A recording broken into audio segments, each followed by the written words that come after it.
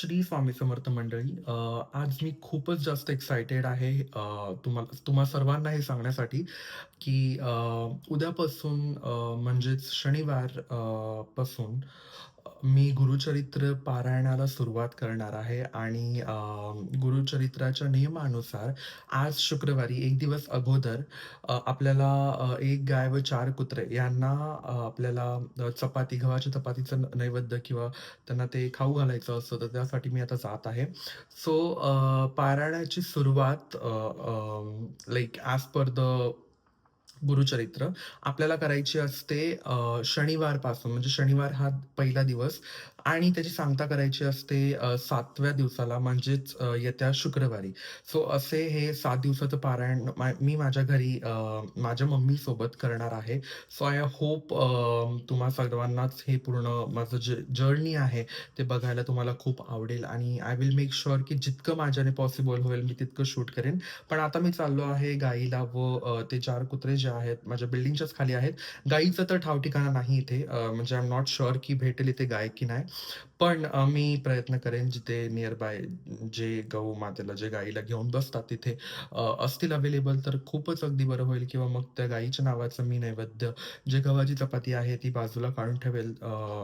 तर ती म्हणजे जे पक्षी वगैरे असतात ते तरी ॲटलीस्ट खाऊ शकतील त्या नैवेद्याला. Okay. So let's hope for the best की हे पारायण जे 7 दिवसाचं पारायण आहे, ते व्यवस्थित स्वामी कृपेने सुरळीत असं आपण म्हणतो पार पडावं. तर तुमच्या सर्वांचाच आशीर्वाद असावा. Thank you. सो अशा प्रकारे हे माझ्या मम्मीने 1 गाईला व 4 कुत्र्यांना हे चपात्या बनवून ठेवलेल्या आहेत, ज्या आता मी नैवेद्य द्यायला जातो आहे. Okay, so let's go.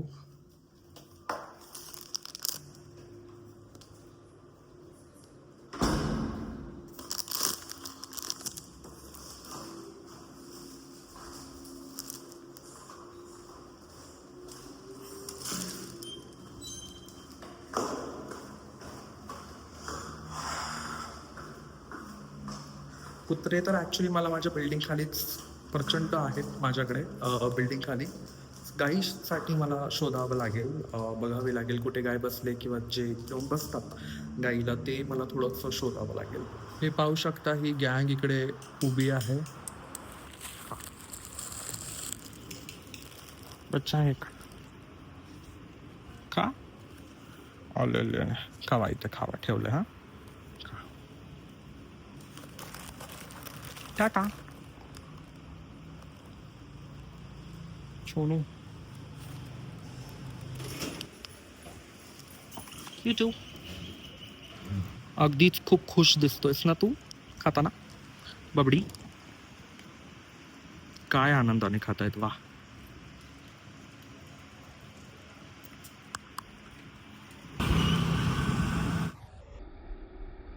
Basically गौमाता कुठेही न भेटल्या कारणामुळे मला ते अन्न नैवेद्य तिथेच रस्त्यावर ठेवून यावं लागलं.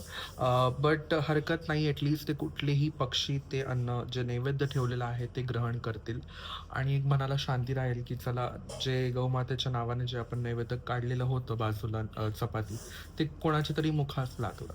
So that is more important.